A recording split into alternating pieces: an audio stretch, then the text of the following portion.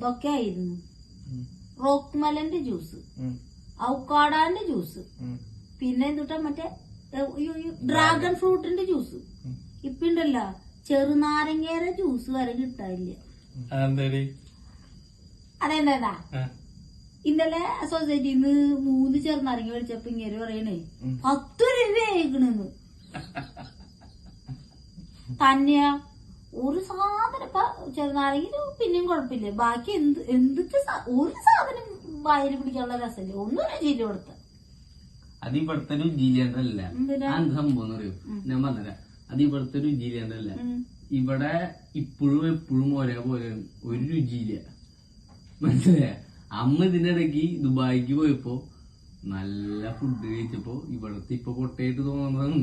ഇവിടത്തെ എപ്പോഴും പൊട്ട തന്നെയാണ്. അന്ന് ഇന്നും പൊട്ട തന്നെയാണ്. അന്ന് ഇന്നും പൊട്ട തന്നെയാണ്.